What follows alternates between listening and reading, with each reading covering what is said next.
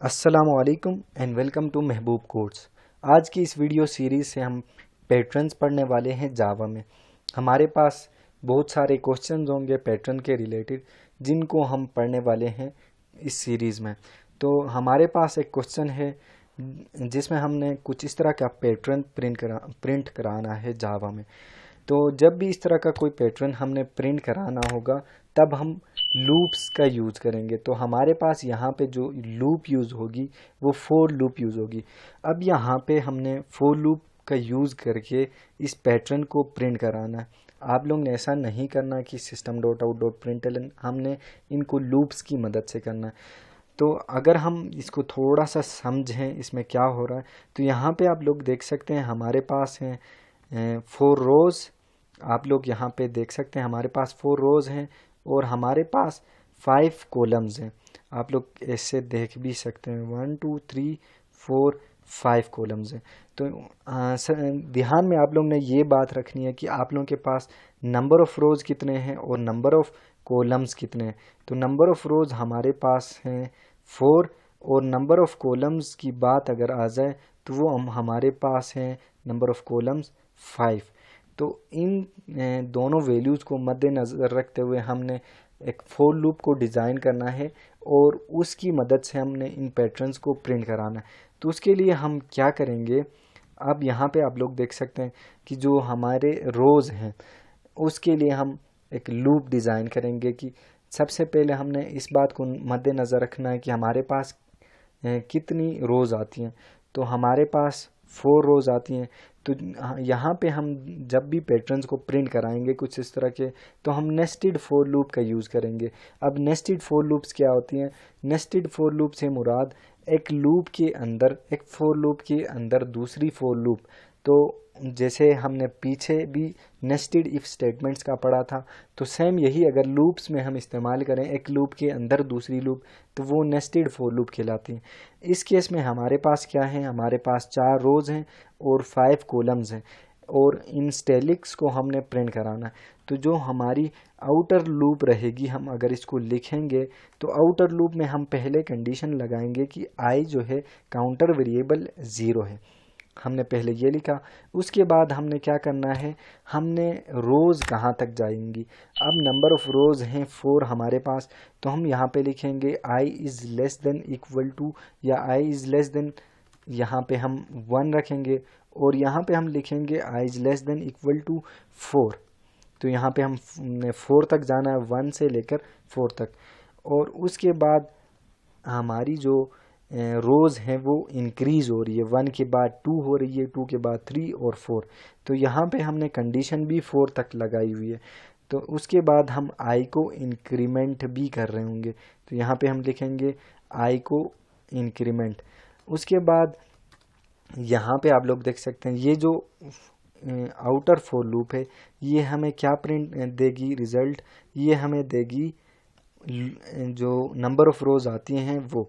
उसके बाद हमने क्या करना है, इन स्टार्स को प्रिंट करना है। उसके लिए हम इस लूप के बॉडी के अंदर एक दूसरी फोर लूप यूज़ करेंगे। तो उसके लिए हम लिखेंगे 4 और यहाँ पे हम लिखेंगे इंट जे, क्योंकि आई तो हमने यूज़ किया हुआ है तो हम यहाँ पे जे यूज़ करेंगे और जे को भी हम इनिशियली 1 रखते हैं।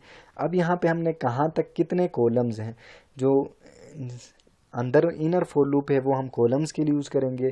तो इनर फोर लूप में हमने कॉलम्स को रीच करना है, तो नंबर ऑफ़ कॉलम्स हमारे पास हैं 5। तो हम J is less than equal to 5 तक हमने जाना है और उसके बाद जो जे है वो इंक्रीमेंट भी, यानी हमारे जो कॉलम्स है वो इंक्रीज़ भी हो रहे हैं, तो हमने ये लिखना। अब जो ही ये इनर फोर लूप एग्जीक्यूट होती है तब हमने क्या करना है, तब हम प्रिंट करा रहे होंगे एक्स स्टार को। तो यहाँ पे हम लिखेंगे एक्स स्टार को प्रिंट कराएंगे कुछ इस तरह से, यहाँ पे इस तरह से प्रिंट करेंगे और इस फोर लूप के बाहर आके हम इस कंडीशन को टर्मिनेट करेंगे। तो होप सो ये डायग्रामेटिकली आप लोगों को समझ में आया होगा। हम जाके इंटेलिजे में करते हैं। तो यहाँ पे एक मैं न्यू जावा क्लास क्रिएट करता हूँ और इसको मैं नाम देता हूँ पैटर्न्स, और इसके अंदर हम ये पैटर्न्स की प्रैक्टिस करेंगे। तो यहाँ पे एक होगा मेन मेथड, यहाँ पे हमने क्या करना है, वो स्टाइलिक्स प्रिंट कराने हैं। नंबर ऑफ रोज़ हमारे पास 4 रहेंगी, तो हम क्या करते हैं, नंबर ऑफ रोज़ के को हम डिफ़ाइन करते हैं। तो नंबर ऑफ रोज़ को मैं डिफ़ाइन करता हूँ 4, यहाँ पे होगा 4। और नंबर ऑफ कॉलम्स भी इंटीजर टाइप में रहेंगे, तो उनको भी हम डिफ़ाइन करके रख देते हैं ताकि कोई इनकन्वीनियंस ना हो। तो number of columns equal to हमारे पास 5 है, तो नंबर ऑफ कॉलम्स भी हमने डिफ़ाइन किए। उसके बाद हमने लूप का स्ट्रक्चर ड्रॉ करना है। तो जो फर्स्ट फॉर लूप है, यानी जो आउटर फॉर लूप है, इसको यहाँ पे मैं लिख देता हूँ कमेंट में, ये होगी हमारी आउटर लूप।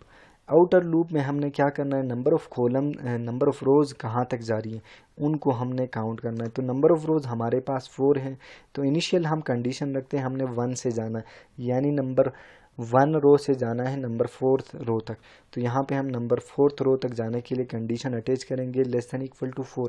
अगर हम लेस देन 4 लिखते हैं तो हमारी जो लूप है वो 3 तक चलेगी, तो हमने इसीलिए लेस देन इक्वल टू 4 लगा।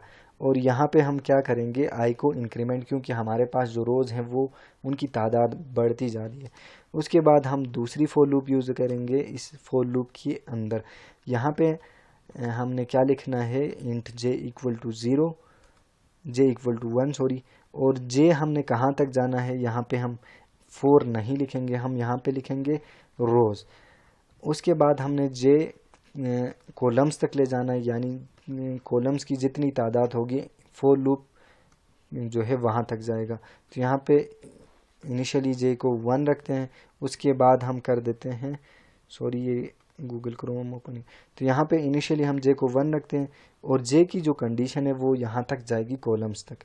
उसके बाद हम जे को भी इंक्रीमेंट करा रहे होंगे। जैसे ही ये फॉर लूप एग्जीक्यूट होती है तो हमने क्या करना है, हमने प्रिंट करना है एक स्टार को। तो यहाँ पे हम लिखेंगे एक स्टार और थोड़ी सी इधर से भी स्पेस, इधर से भी स्पेस। इस फॉर लूप के एग्जीक्यूट होने पे हमने इस स्टार को प्रिंट करना है। तो हम इस प्रोग्राम को रन करते हैं, तो चेक करते हैं क्या जो हमारा आउटपुट है वो जनरेट हो पाता है या नहीं हो पाता।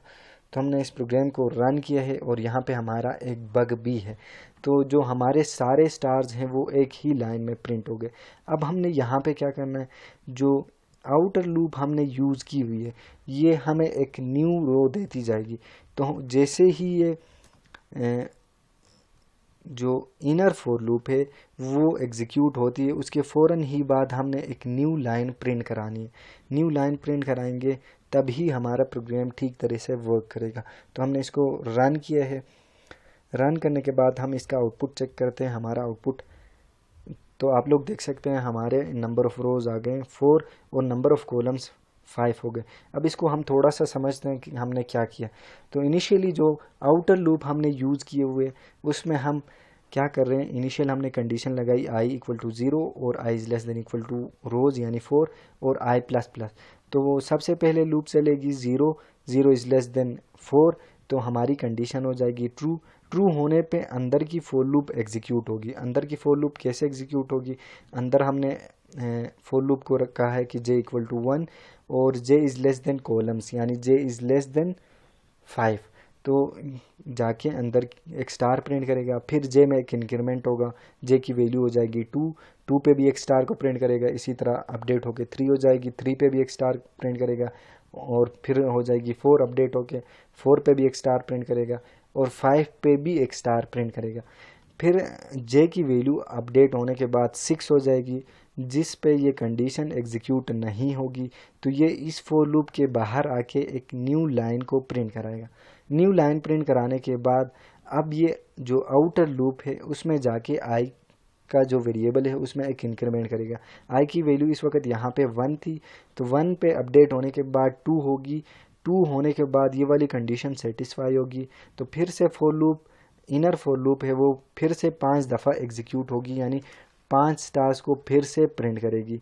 उसके बाद जो ही ये 5 स्टार प्रिंट करेगी, प्रिंट करने के बाद 6 पे ये एग्जीक्यूट नहीं होगी, तो नीचे आके एक न्यू लाइन, हमें फ्रेश न्यू लाइन मिलेगी, फिर से जाके आई इंक्रीमेंट होगा और ये सिलसिला तब तक चलता रहेगा जब आउटर लूप 4 से ज़्यादा नहीं होती।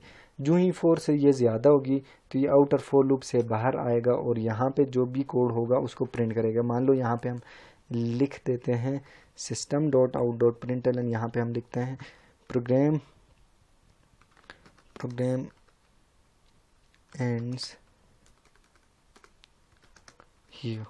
तो यहाँ पे हमने ये कोड लिखा है, ये इसको हम अब रन करते हैं और रन करके चेक करते हैं क्या ये इन पैटर्न्स के बीच में ये कोड रन होता है या पैटर्न्स प्रिंट होने के बाद ये कोड एग्जीक्यूट होता है। तो हमने इस प्रोग्राम को रन किया है, तो आप लोग आउटपुट में देख सकते हैं पैटर्न के प्रिंट होने के बाद जो ही हमारी फॉर लूप एग्जीक्यूट नहीं होती, यानी जो ही ये फॉल्स होती है तब बाहर आके उस कोड को ये एग्जीक्यूट करेगा। तो होप सो ये वाला पैटर्न आप लोगों को समझ में आया होगा। अगर आप लोगों को कोई कन्फ्यूज़न है तो आप लोग मुझसे कमेंट सेक्शन में पूछ सकते हैं। और अगर मेरे चैनल पे नए हैं, अभी तक आप लोगों ने सब्सक्राइब नहीं किया तो जल्दी से सब्सक्राइब करें, क्योंकि मैं जावा और एंड्रॉयड के रिलेटेड वीडियोज़ लाता रहूँगा। तो मिलते हैं अगली वीडियो में, तब तक के लिए अल्लाह हाफिज़।